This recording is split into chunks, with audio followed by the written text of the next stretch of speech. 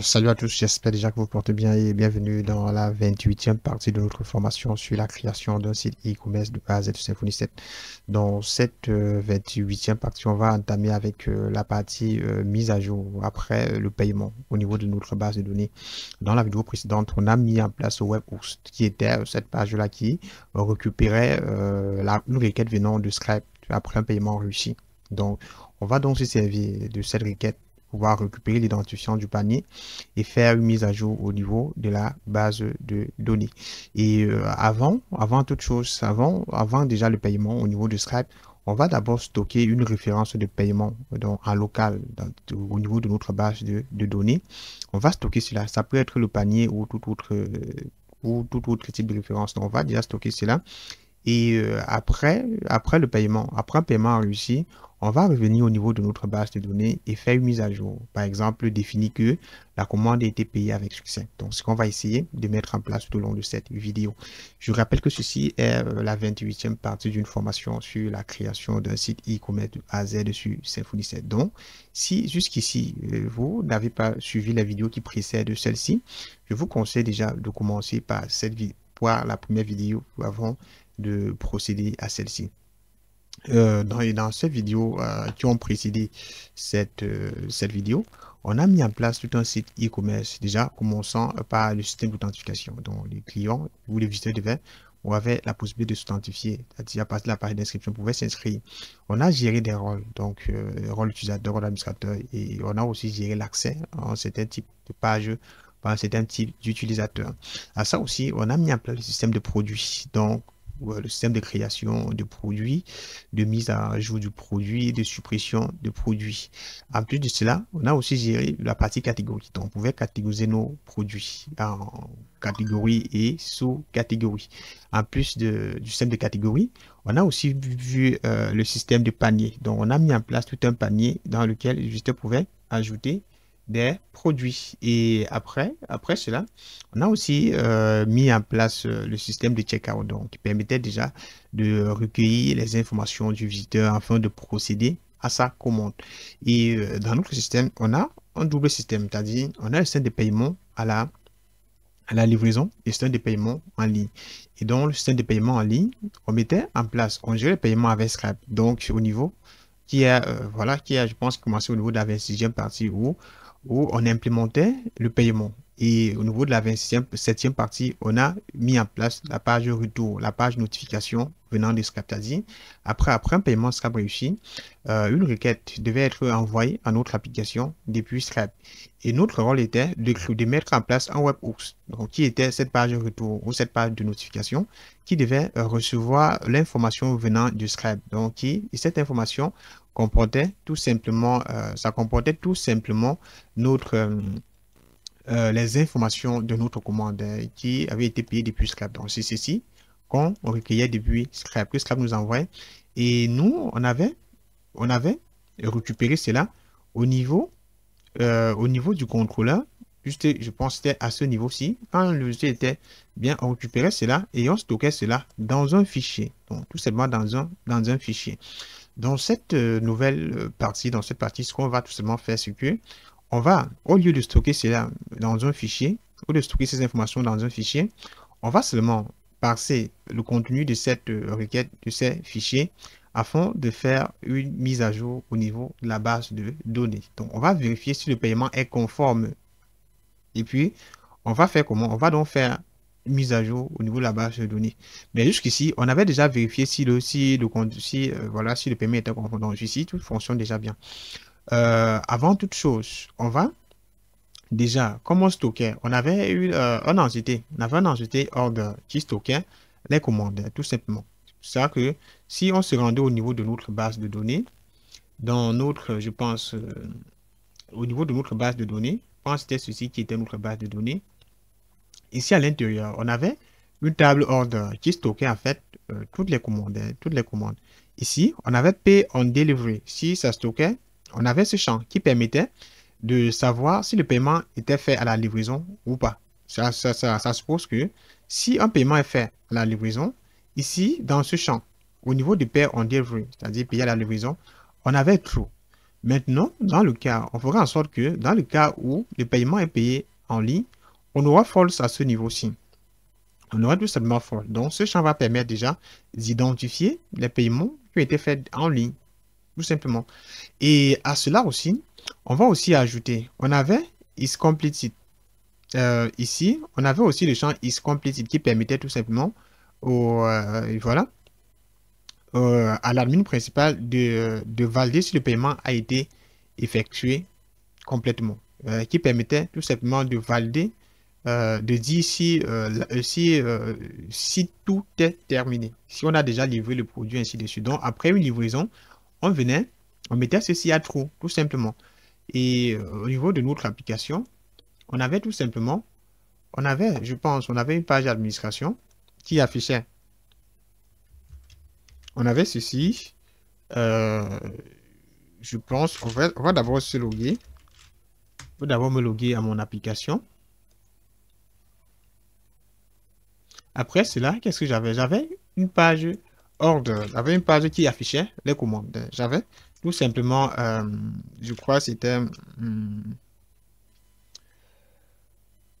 editor.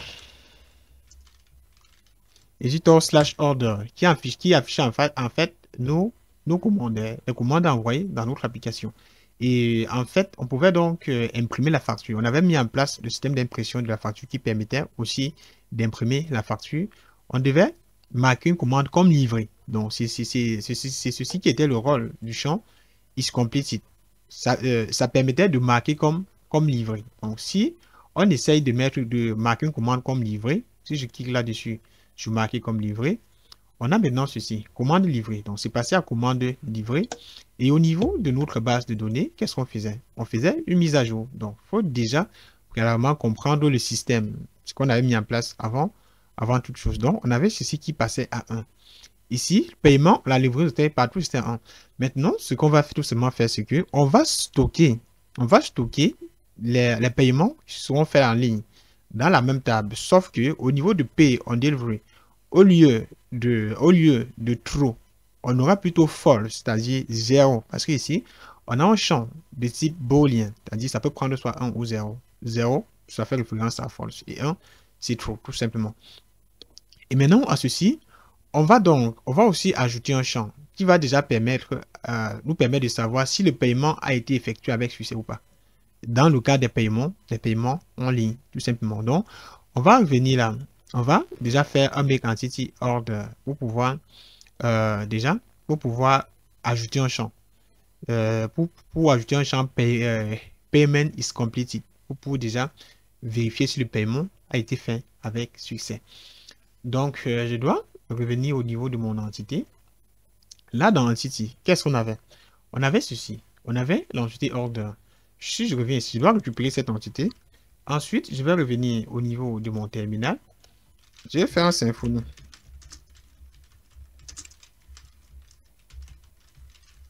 Make entity. Qu'est-ce qu'on va faire? On va mettre à jour l'entité user. On va toujours l'entité user. Ça va détecter que l'entité user existe déjà. Voulez-vous, on va demander la propriété qu'on souhaite ajouter à notre entité. On va ajouter la propriété is completed, is payment completed. Pour déjà vérifier si le paiement est terminé. Et comme j'avais expliqué dans la dernière vidéo, tout champ qui commence par is, ça va automatiquement ajouter cela comme étant un champ de type boolean. Donc, c'est pour éviter d'avoir à saisir encore après boolean tout simplement. Donc, après avoir, si déjà on précède cela de is payment completed, Symfony va automatiquement nous proposer le type boolean. Donc, ici, ça fera en sorte que les commandes payées, on va mettre à true, tout simplement. Et les commandes non payées seront à false, tout simplement. Donc, on doit tout simplement valider. Bon, ça veut dire qu'ici, Symfony a automatiquement proposé le type boolean. Donc, ici, qu'est-ce qu'on va faire? On va taper sur Entrée pour valider notre type boolean. On demande si ce champ peut être nul au niveau de la base de données. Bon, disons ici, ça ne peut pas être nul. Bon, on va aussi tout simplement dire non. Ici, on peut constater qu'on a une mise à jour au niveau de notre entité. On peut donc déjà créer la migration qui va nous permettre déjà de créer ce champ au niveau de notre base de données. Et pour cela, on va faire un Symfony console. On va faire un make 2.migration pour déjà lancer la création de notre migration. Après avoir créé la migration, on va donc procéder à la migration migrée, celle qui va permettre, qui va utiliser, qui va en fait utiliser nos migrations pour créer, pour ajouter le champ au niveau de notre base, au niveau de notre table order. Donc, on va passer par un Symfony console doctrine migration et migrer tout simplement. On va valider et ensuite on tape sur entrée et là maintenant si on se rend maintenant au niveau de notre base de données, si j'essaie d'actualiser ici, on doit avoir un champ is payment completed, c'est-à-dire le paiement est complété. Donc là déjà c'est bien. Maintenant on va continuer. Après donc cela, qu'est-ce qu'on va faire au niveau de notre entité?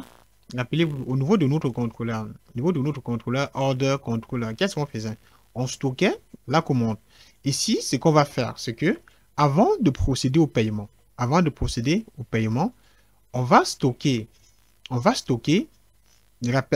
de procéder au paiement, on va stocker notre commande en local qui sera en pending, donc qui ne sera pas complétée tout simplement.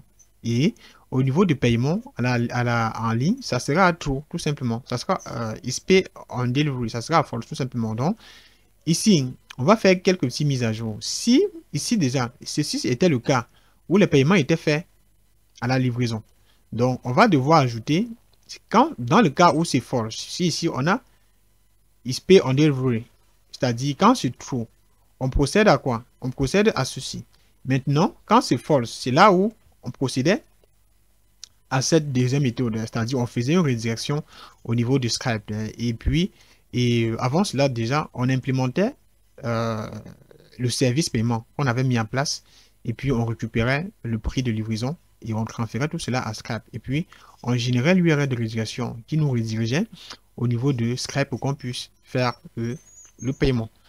Donc, jusqu'ici, donc, on va donc continuer. Ce qu'on va faire ici, c'est que on va tout simplement stocker notre commande en local de manière temporaire. On va stocker notre commande en local avant de procéder au paiement. Après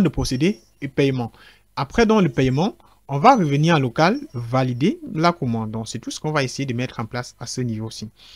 On va remonter ici dans is pay on delivery. On va d'abord essayer de faire quelques petites modifications. On va commenter tout ceci. On va revenir commenter aussi ceci. Donc, dans l'ensemble, ça sera ceci. Donc, dans l'ensemble, ça sera ceci. Si on soumet le formulaire, on vérifie déjà si le tableau, si le panier n'est pas vide. Dans le cas où le panier n'est pas vide, c'est où on va donc faire comment? On va procéder à ceci. Donc, on va déjà stocker, dans un premier temps, on va stocker les informations au niveau de la base de données. On va déjà, dans un premier temps, faire comment? On va déjà stocker les informations au niveau de order. Ensuite, dans order product, on va aussi stocker les produits liés à order, dans order product, qui était cette page-là qui stockait les produits du panier, tout simplement. Donc, on a ceci. Si le panier n'est pas vide, on procède ceci. Maintenant, on peut donc faire cette vérification plutôt à ce niveau-ci. On peut récupérer ceci. On vient là.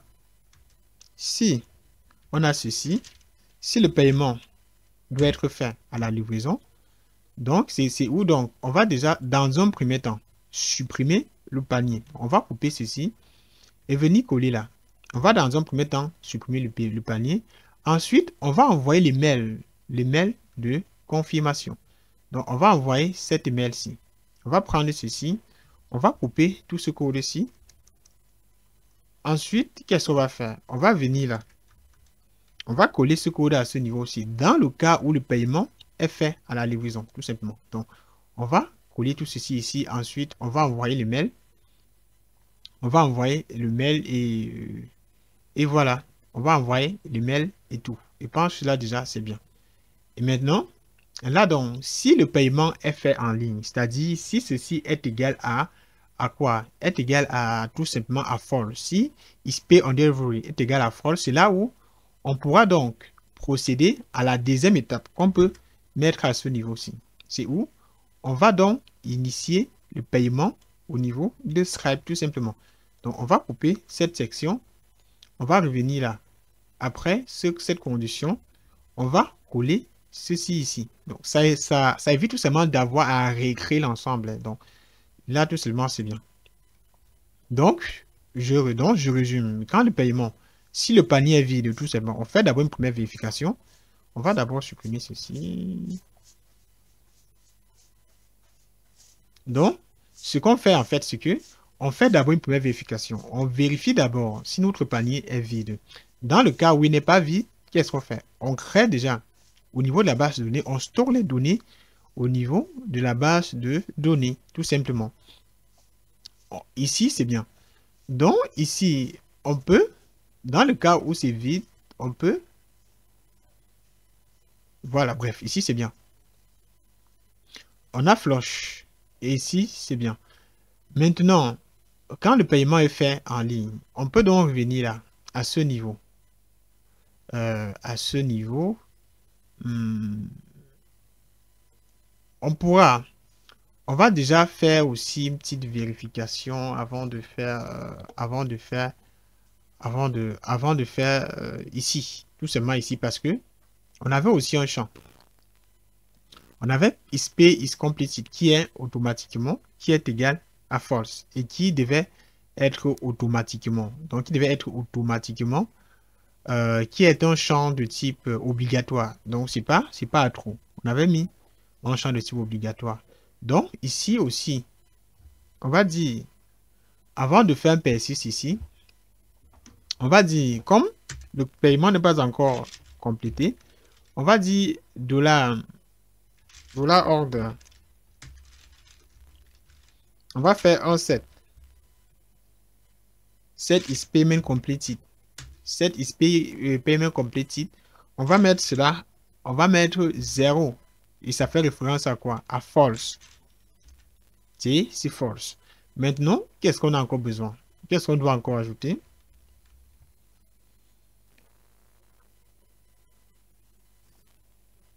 Je pense déjà là déjà c'est bien. Donc, si tout se passe bien, on va faire une mise à jour. Ici, comme ceci est lié directement à notre formulaire, automatiquement, si ce n'est pas sélectionné, automatiquement, ça va passer à false. Ça va passer tout simplement à false. Et maintenant, là maintenant, à ce niveau, au niveau de P, ça va aussi passer à false. Donc, on va déjà faire un premier test.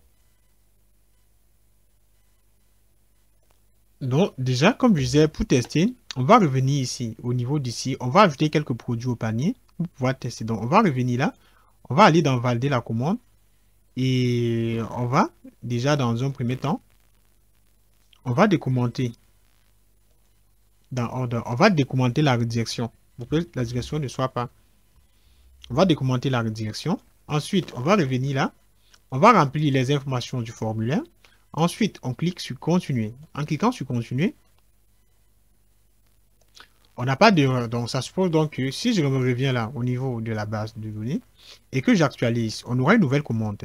Ici, dans cette commande, on peut déjà constater que ici, au niveau de Pay on Delivery, c'est-à-dire payer la livraison, c'est à false. Donc, ça suppose donc déjà que le paiement serait effectué en ligne.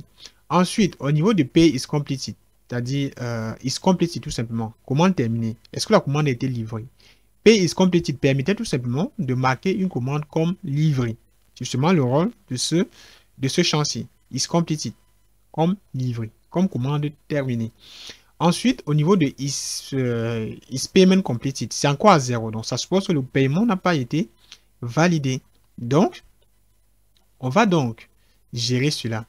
Et on va revenir au niveau de nos contrôleurs. On va désactiver. On va de nouveau activer la redirection après avoir sélectionné cela. On avait mis en place Stripe Payment qui était ceci. Donc, qui gérait au niveau de service, on avait mis en place un service qui permettait de gérer le paiement par Stripe. Donc, qui était cette classe-là qui qui initiait le paiement depuis Scribe.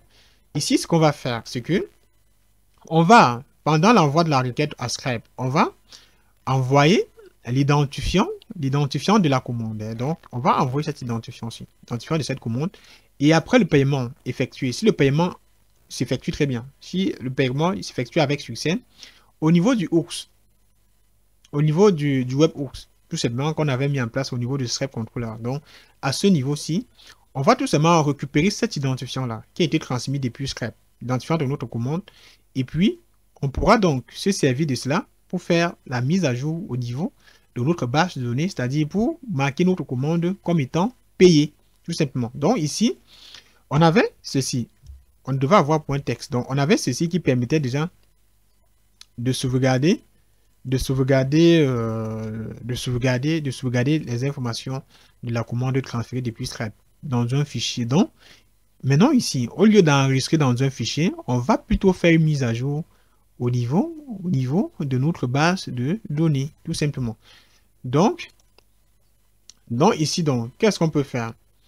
On peut donc, juste à ce niveau, bon, si je me rendais à ce niveau, on avait la metadata qui était ce champ-là, dans lequel on pouvait transférer des informations supplémentaires à la commande et recevoir ces metadata au niveau de Scribe. Donc, on va se servir de ces metadata. Ici, c'est tout simplement vide parce que au niveau de l'initiation du paiement, au niveau de Scribe, je pense, au niveau de Scribe Payment, on avait ces metadata qui étaient tout simplement vides. Donc, ici, on pourra tout simplement mettre l'identifiant Order ID. On pourra mettre l'identifiant de la commande à ce niveau-ci, pour pouvoir récupérer cela au niveau de notre réponse venant de Scribe, tout simplement. Donc, ici, on avait tout ceci. Donc, voilà.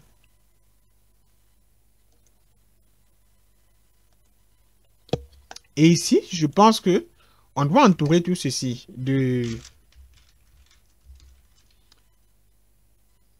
payment. Donc, vous allez ajouter cela payment underscore intent underscore data. Et dans cela, vous allez retourner tout simplement un tableau.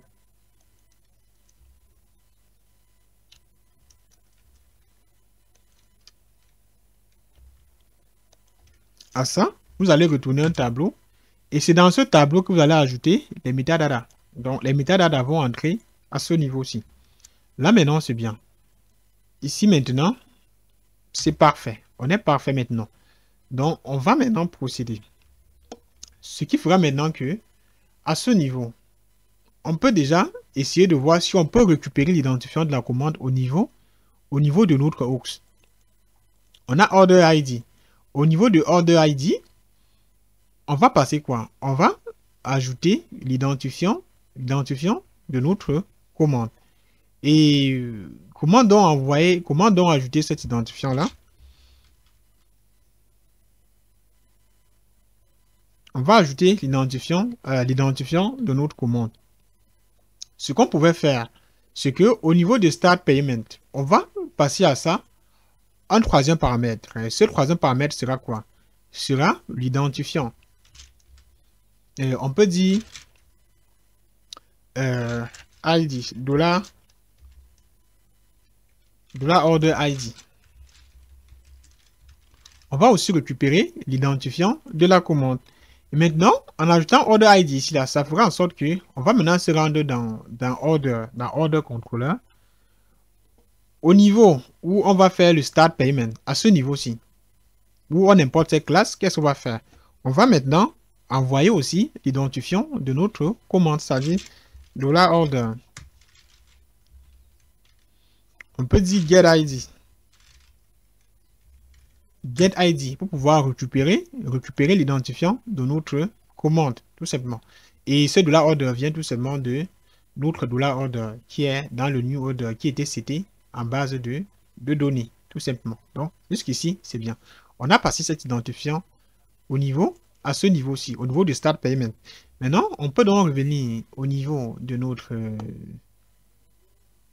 à ce niveau, au niveau de Stripe Payment, on va donc envoyer ce Order ID, tout simplement. On va dire Order ID. On va revenir là. On va setter tout simplement ce Order ID. Maintenant, ce qu'on peut faire, on va maintenant revenir au niveau de notre order, de notre aux. Maintenant, ici, on peut donc faire comment? Pour recueillir, au lieu, attendez, on stockait. Attendez, je veux revenir au niveau où on stockait. Non, au niveau de Scribe Control, autant pour moi. Dans Scribe Control, qu'est-ce qu'on faisait? On stockait toutes les informations de la requête envoyée depuis Scribe. Au niveau de quoi? Au niveau d'un fichier. Au niveau de ce fichier-ci. Ici, ce qu'on va faire, au lieu de stocker ceci, on va par exemple dire $order ID. Si on essaye de récupérer l'identifiant de la commande, en disant quoi? En disant $order ID. Et puis, on fait ceci, $order ID. Ici, on se dit $order ID est égal à quoi? Est égal à payment intent. Qui sera à quoi? Qui est égal à ceci. À ça, on entre dans quoi? Dans metadonnées. Dans metadata. Parce que, au niveau d'ici, on avait quoi? On avait notre metadata. Qui était ceci. On va switcher dans metadata. Ensuite, dans ce metadata, qu'est-ce qu'on va faire? On va récupérer quoi? Dans ce metadata, on va tout simplement récupérer... attendez. On va récupérer l'identifiant. On va récupérer dans metadata. On va récupérer order ID, c'est-à-dire l'identifiant de la commande. Donc, on va revenir là. On va récupérer l'identifiant de la commande, c'est-à-dire le order ID qu'on a passé en paramètre. Ici, maintenant, c'est bien.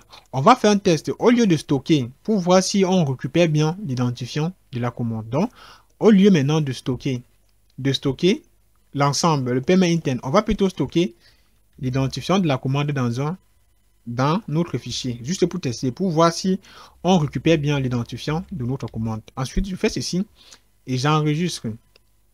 Après avoir enregistré, on va de nouveau connecter notre webhooks à notre Scribe. Je vais de nouveau me rendre au niveau de Scribe, tout simplement.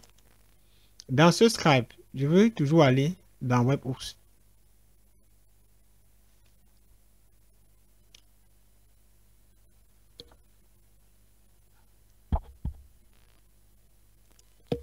Donc, une fois ici, on va se rendre dans webhooks. Dans webhooks, qu'est-ce qu'on va faire? On va ajouter, on va de nouveau nous connecter comme on avait fait la fois dernière. On va se rendre à ce niveau. On va ouvrir notre invité de commande. Je dois ouvrir mon invité de commande.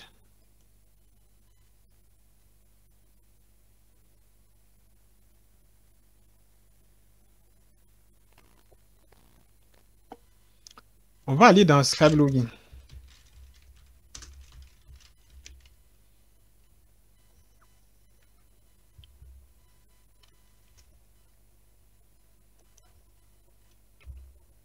Donc, ici, je tape /login. Ensuite, je tape sur Entrée. Ça va nous générer une URL que vous allez copier pour coller au niveau de votre navigateur pour pouvoir vous authentifier. Comme on avait vu la fois précédente, vous cliquez là-dessus. Ensuite, on est redirigé là. Ça va demander notre autorisation pour pouvoir nous connecter à notre webhost, tout simplement.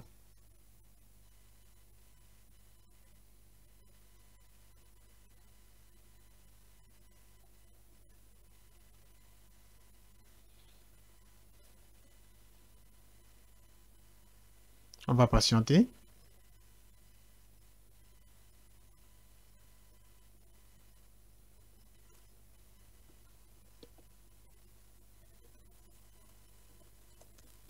Donc voilà, on sera redirigé à cette page-ci où il faudra tout simplement autoriser l'accès.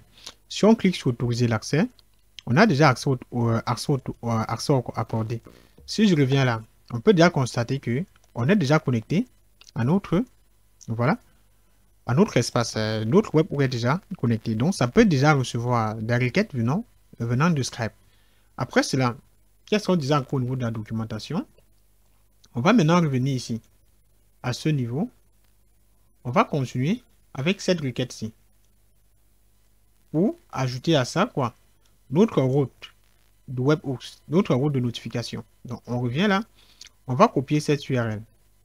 Et notre route de notification était, si je ne me trompe pas, c'était le... Voilà, c'était... Scrap Controller, c'était le scrap/notify. Donc, on va revenir là. On va coller cette commande. On va dire tout 127.0.0.1 2.8000. On va entrer le port 2.8000 /Scribe/notify. Tout simplement. On dit /Scribe/notify. Ensuite, on va valider.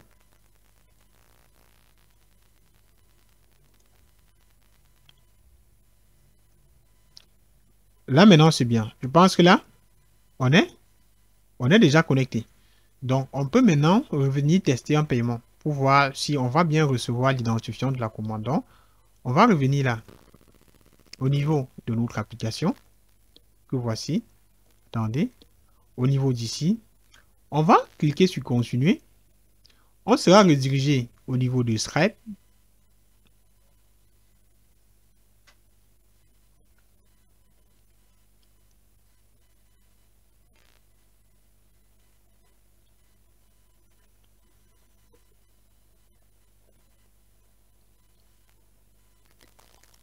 On sera redirigé au niveau de Skype. On va patienter.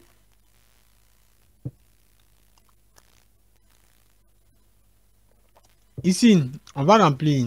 On est à 143 €.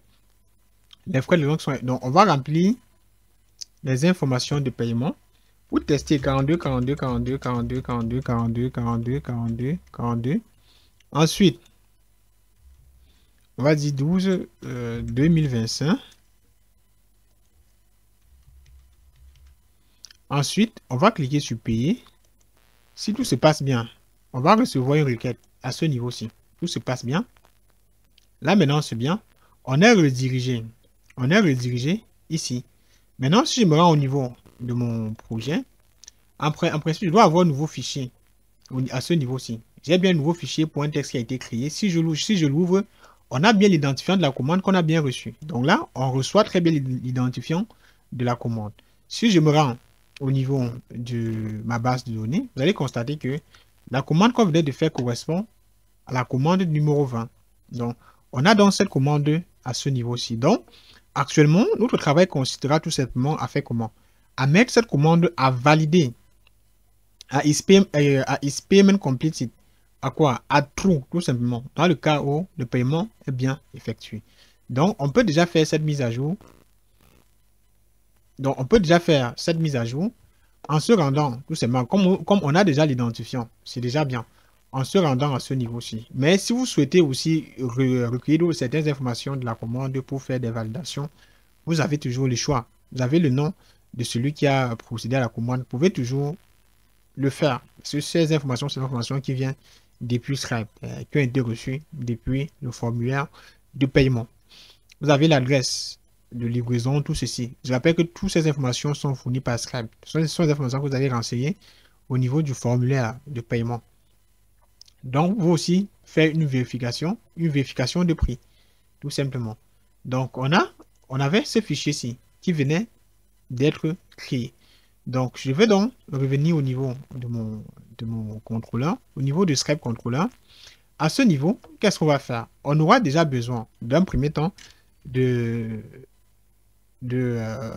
quoi? De order repository. De notre order repository pour pouvoir faire la mise à jour, pour pouvoir faire cette mise à jour là. Order repository. Ici, on peut donc dire quoi? On peut donc dire order, on va stocker cela dans order repository. Ici, on peut déjà faire un find.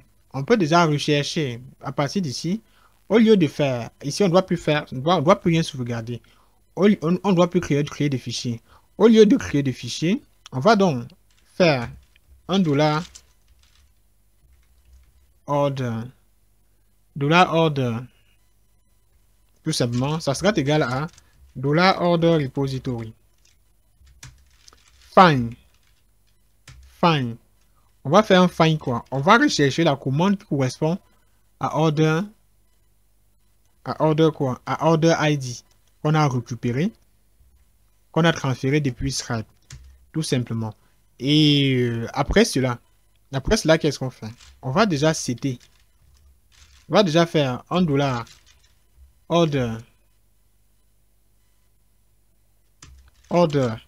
on va faire un set is payment completed. On va mettre cela à quoi? À true ou tout simplement 1. C'est-à-dire le paiement a été effectué avec succès.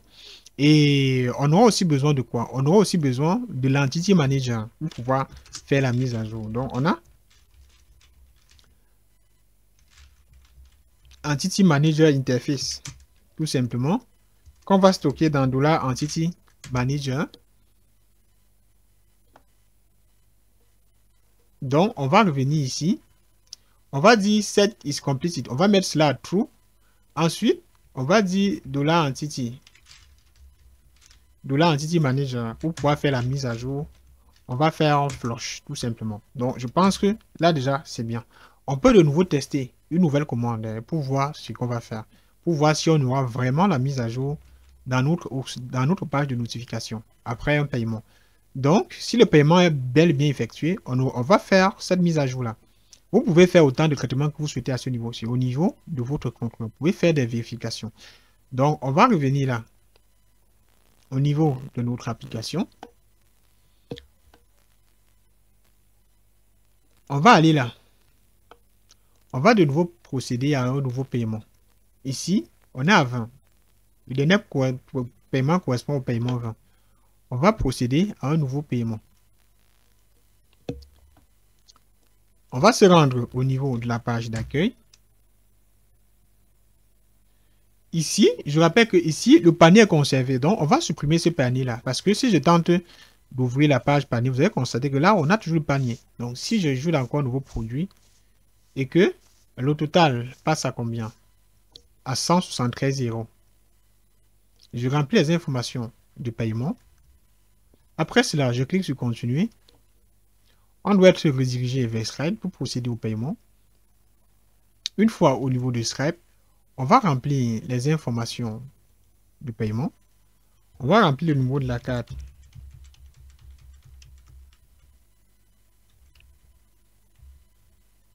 Ensuite,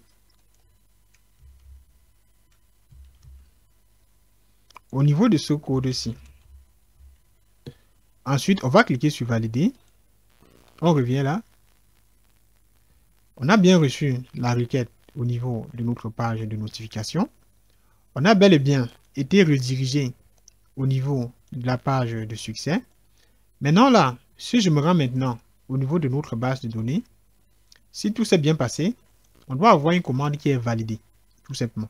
Si j'actualise, là maintenant c'est bien. On peut constater que cette dernière commande, la commande 21, qui est à payer en ligne, qui a été payée en ligne, elle a is completed qui est égal à true. Donc le paiement a bel et bien été effectué. Donc ça suppose donc que toute commande au niveau de votre table qui a paiement is completed qui est égal à false et quoi et pay in delivery est égal à false, ça sera des commandes à jeter tout simplement. Parce que pour qu'une commande soit sérieuse, il faut déjà que pay on delivery soit quoi? Soit true. Et payment is completed peut-être à false tout simplement. Donc dans le cas où le paiement est en ligne et que pay is completed est égal à 0, cela suppose que le client n'est pas allé au bout de son paiement et il a tout simplement fermé l'application. Je ne sais pas si vous comprenez. Donc tout simplement. Et au niveau de votre application, vous pourrez donc ajouter une route ou paiement non paiement arrêté ou je sais pas ou paiement interrompu ou je sais pas trop quoi. Ben, vous pouvez créer cela. Et cette roue-là va tout simplement retourner des commandes au niveau de la page commande. Ça va tout simplement retourner des commandes dont l'utilisateur a procédé au paiement, mais n'est pas allé jusqu'au bout du paiement. Ou peut-être a annulé le paiement, tout simplement parce que on a aussi le cas. L'utilisateur peut venir annuler son paiement. Et s'il annule son paiement, là, déjà, vous comprenez déjà avec moi que on aura déjà sa commande au niveau de la base de données, sauf que PSCOP ici, ça sera à false, tout simplement. Donc, ici déjà, c'est bien. On a un système qui fonctionne parfaitement. Maintenant, on peut donc revenir ici. Vous pouvez déjà faire des vérifications avant de faire la mise à jour, parce que là, on a fait la mise à jour directement. On a pris l'identifiant de la commande. Vous pouvez déjà, dans un premier temps, vérifier si le prix envoyé depuis Stripe est égal au prix que vous avez au niveau de quoi? Au niveau de Stripe, tout simplement. On peut dire quoi? Vous pouvez déjà faire une première vérification en disant quoi? Par exemple, au niveau de Stripe, vous avez ceci. Vous pouvez récupérer le prix à partir de ceci. Donc, à partir de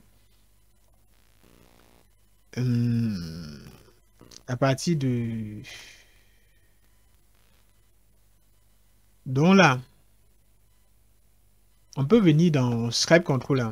Donc là, ce qu'on peut faire ici, on peut déjà, dans un premier temps, vérifier, faire une petite vérification pour vérifier si le prix,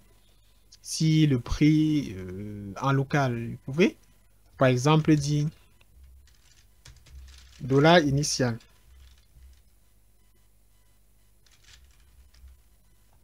Initial price. Pour déjà récupérer le prix qui est présent au niveau de la base de données. C'est-à-dire, ça fait donc un dollar order avec un get.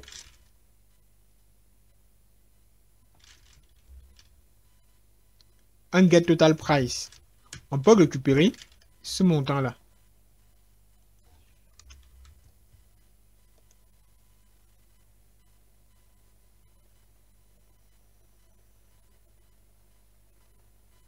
Donc, on peut déjà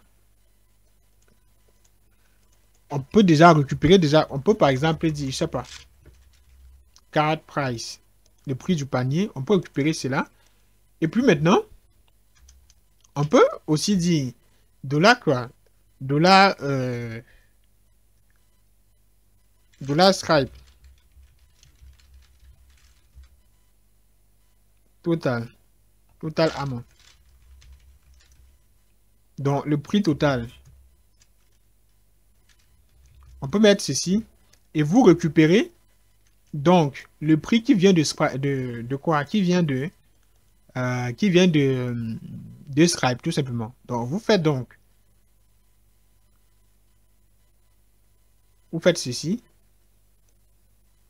Au lieu de récupérer l'identifiant, vous allez plutôt récupérer, au lieu de récupérer metadata, parce qu'ici, on allait dans metadata. Que voici. Et puis, on récupérait donc notre identifiant. Au lieu de récupérer ceci, vous pouvez directement récupérer le prix. Donc, vous pouvez directement récupérer le prix. Qui est quoi? Qui est ceci? Qui est le prix total du panier. Vous faites ça et vous faites diviser par 100. Parce que, au niveau de la base de données, on n'enregistrait pas en centimes. Vous allez plutôt récupérer à partir d'ici. Récupérer directement ceci. Et vous dites quoi? Et peut-être, et vous pouvez diviser par 100. Et maintenant, comparer. Et faire maintenant if. Avant de faire une mise à jour. Et faire maintenant un if card price. Est égal à quoi? Dollar Stripe. Total amount. C'est là où vous faites donc une mise à jour au niveau de la base de données. Et il faut faire dans le cas où il n'y a pas eu, je sais pas, de taxes supplémentaires à ajouter dans votre prix total à payer depuis Scrap. Donc, vous faites ceci. Et maintenant, c'est donc à ce niveau-ci que vous faites donc la mise à jour. Donc, vous pouvez venir là. On peut donc faire ceci. On va de nouveau tester un paiement.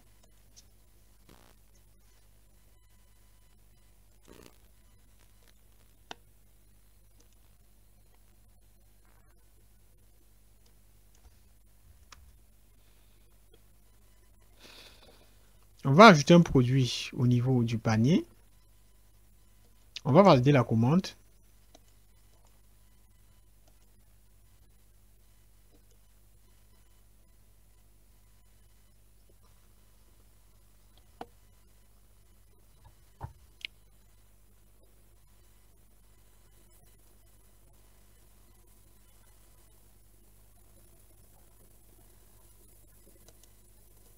Là maintenant, c'est bien. On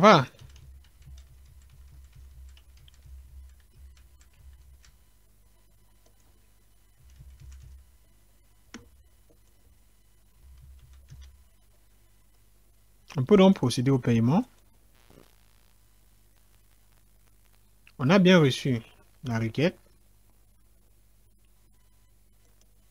Si je me rends maintenant au niveau de notre base de données et que j'actualise, j'ai bien. Ici, vous pouvez bien constater que ici, qu'est-ce que j'ai bien? Ici, j'ai très bien une erreur.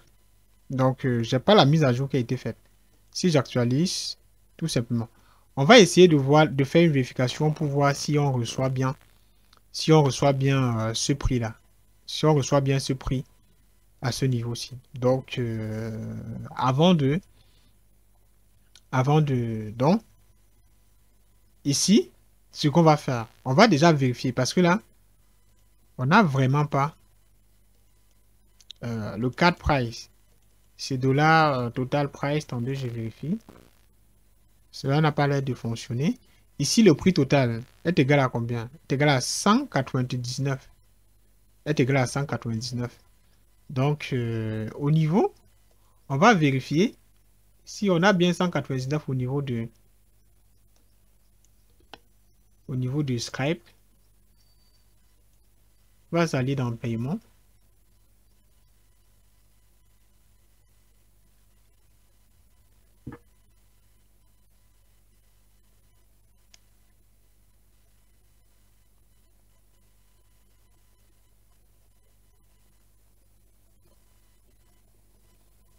On a bien 196, tout simplement. Et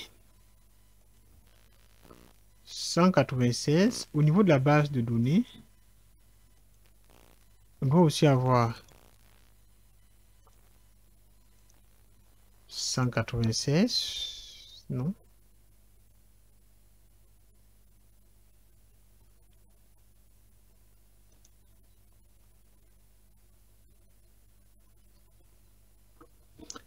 Il y a déjà quelque chose ici. Qu'est-ce qu'on a? Ici, on a 191. Attendez. Ici, on a 191.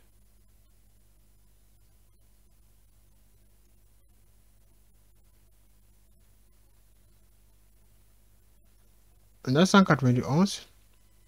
C'est-à-dire, les frais de livraison n'ont pas été facturés dans le cas d'une livraison. Ici, on a ça. Il y a une petite erreur, donc je ne comprends pas. Ici, on a 196. C'est-à-dire, les 5 euros n'ont pas été associés à notre commande. Donc, on va un peu essayer de revoir le panier.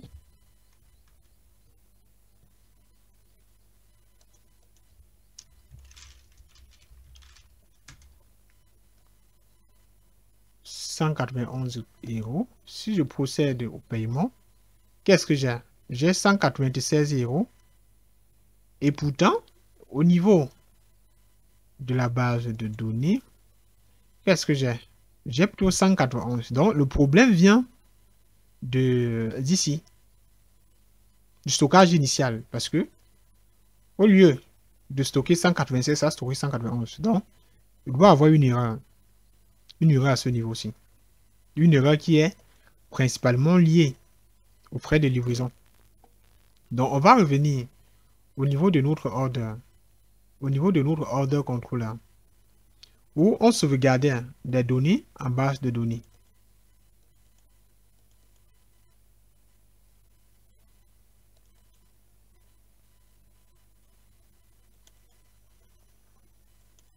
Ici, quoi? On a dollar total price est égal à, je sais pas, est égal à dollar data total. Non. C'est égal à dollar data total. On avait fait une petite erreur. C'est dollar data total plus les frais de livraison. Je rappelle, le montant total à payer, ce sont déjà un, y compris les frais de livraison. C'est pourquoi, à ce niveau, on a plutôt reçu le prix du panier sans le prix de livraison. C'est d'où on a ce petit souci-ci. J'espère que pour l'ensemble, c'est pas, on avait sûrement le même problème pour l'ensemble. Donc, au niveau du total à payer, c'est déjà le montant total du panier plus les frais total. Donc, on va revenir ici. On va dire dollar total price.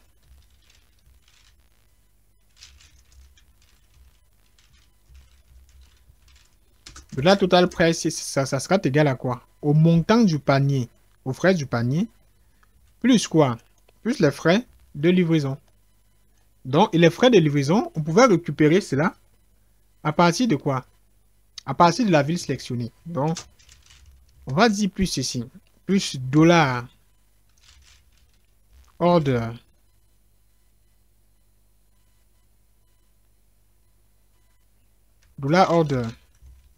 get city. Get city. Ensuite, on avait quoi? On avait get shipping price qui permettait de récupérer les frais de livraison. Donc, on va revenir ici. Au lieu de stocker tout simplement le prix du panier, on va stocker le prix du panier avec les frais de livraison. Donc, on va entrer ceci. Ensuite, on va enregistrer. On va de nouveau essayer un nouveau paiement.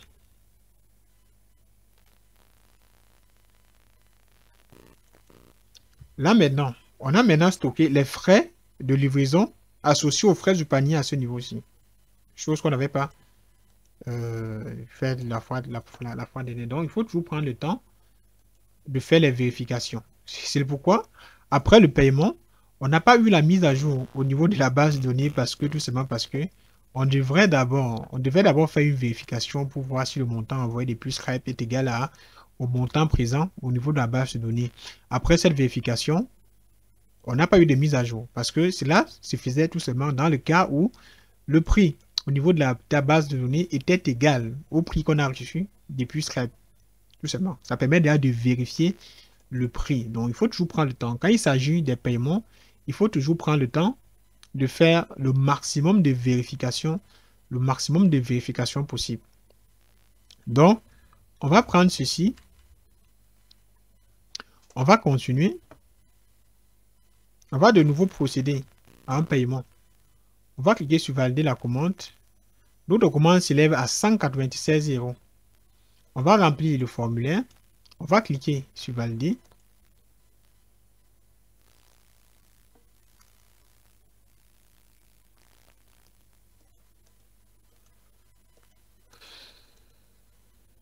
Là maintenant,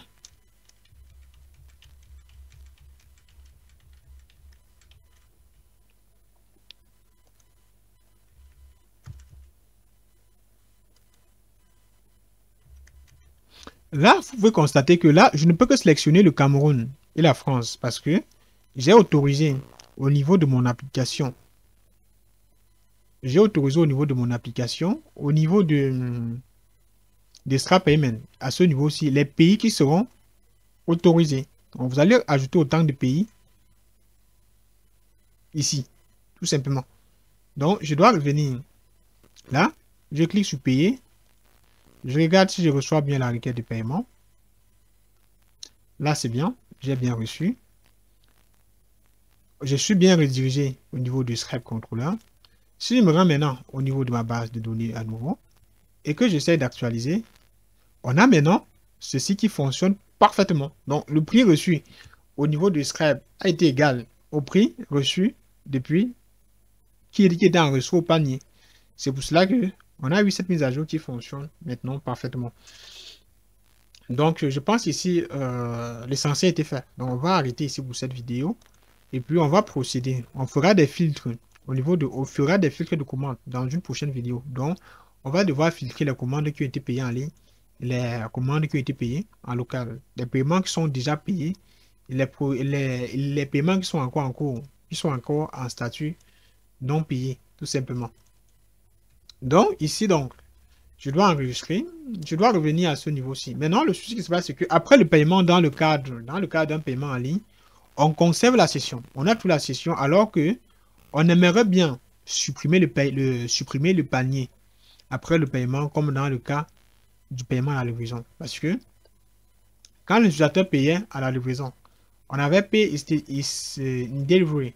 On avait une session, on avait la session qui était supprimée et on avait un email qui était envoyé. Donc, on peut déjà tester. Vous allez voir que ici, si au lieu de sélectionner paiement à la livraison, si je me rends de nouveau dans le cadre qui a été conservé et que je clique sur valider la commande, je remplis les informations, je sélectionne payer à la livraison, je valide. On est bien, votre demande a été envoyée, tout simplement. Maintenant, si je retourne maintenant dans mon panier, vous allez constater que dans ce cas-ci, on n'a plus de panier parce que notre panier était supprimé. On aimerait bien avoir aussi ce comportement quand il s'agit d'un paiement en ligne. Ici, qu'est-ce qu'on va faire? On va essayer de jouer avec de l'intelligence. On a paiement ici qui est à 0, paiement à la liste qui est activé. Donc, tout fonctionne bien. Ici, on va essayer de jouer avec la logique. Supposons que le client a fait commande, que le client a commandé des produits.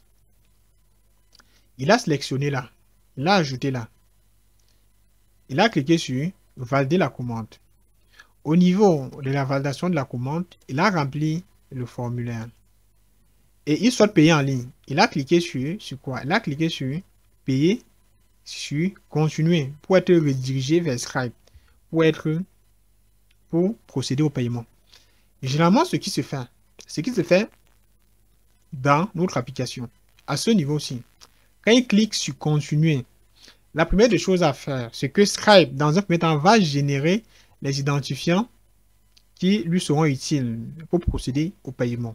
Donc, avant la redirection, qu'est-ce qu'on a? On récupère d'abord le pays, on initialise le paiement et ensuite, on fait une redirection. Ce qu'on peut faire, c'est que on peut supprimer le panier avant la redirection.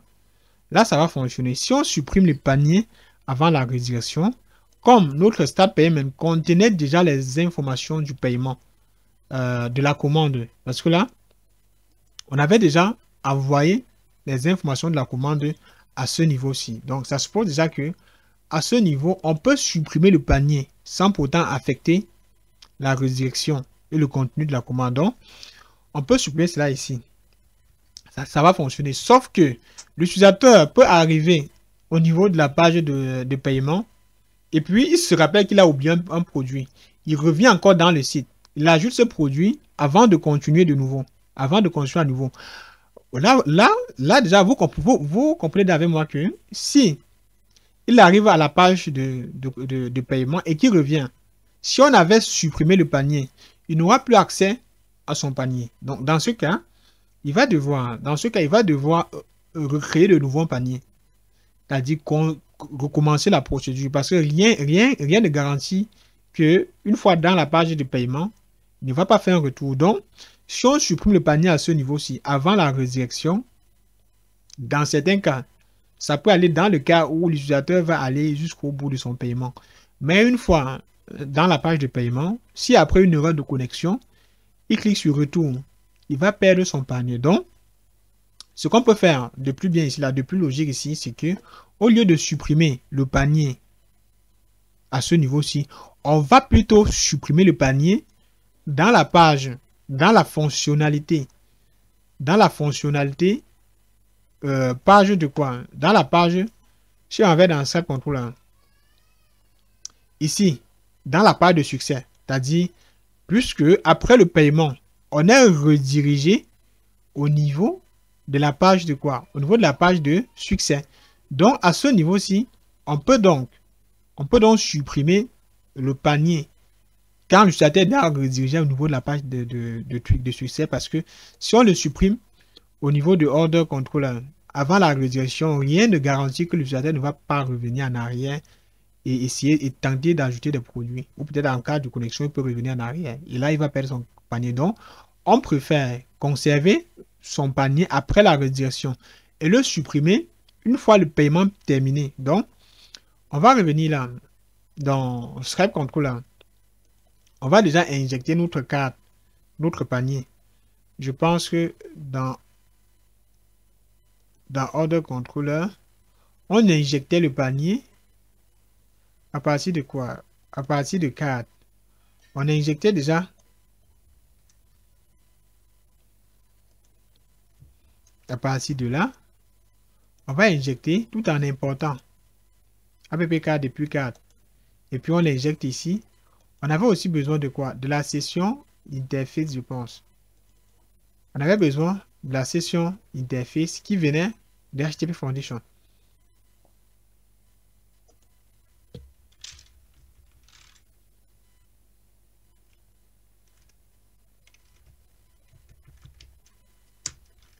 On va stocker cela dans $session.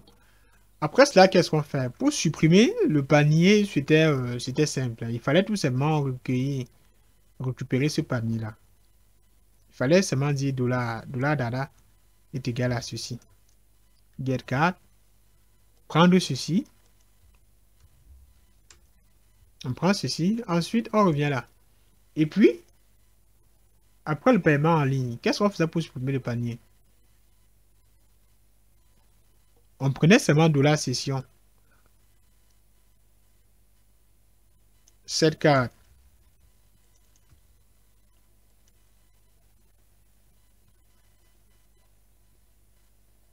Bref, on n'a pas besoin de ça. On prenait seulement $session.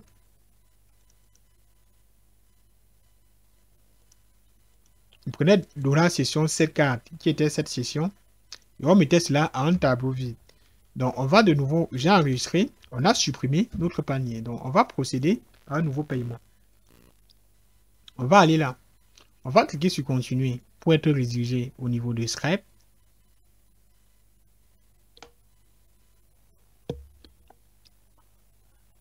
Une fois à ce niveau, on va entrer les informations du client.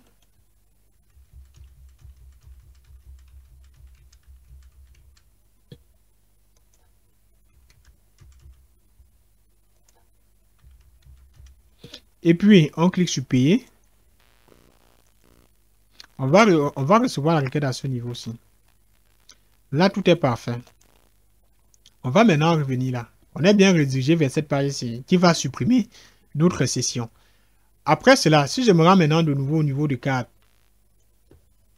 logiquement, on doit plus avoir votre panier. On a déjà, votre panier est vide. Donc, ici, au lieu de supprimer le panier avant la redirection, c'est beaucoup plus mieux de le supprimer dans la page de succès de paiement. C'est-à-dire qu'elle est redirigée après le paiement. Cette page-là qui était intégrée directement au niveau de notre Stripe Payment. Ici, qu'on définit cette page à ce niveau-ci.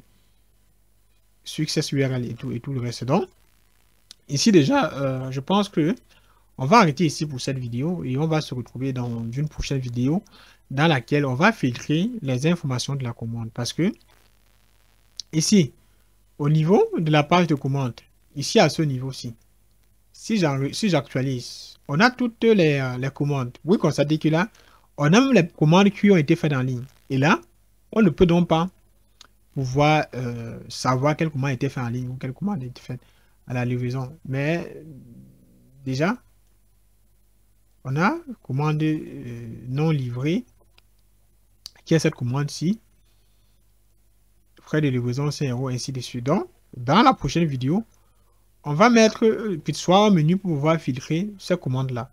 Pour mieux filtrer les commandes, voir les commandes dont le paiement a été effectué et qui ne sont pas encore livrées. Afficher les commandes. Donc, les commandes déjà livrées. Et afficher les commandes dont l'utilisateur a procédé au paiement, mais n'est pas allé au bout de son paiement. Qui a initié le paiement en ligne, mais n'est pas allé au bout de son paiement. C'est-à-dire les commandes qui sont tout simplement, je ne sais pas. Et là, maintenant, l'admin pourra peut-être contacter celui-là à partir de son adresse email pour savoir pourquoi il n'a pas allé au bout de sa commande, je ne sais pas trop quoi. Mais voilà.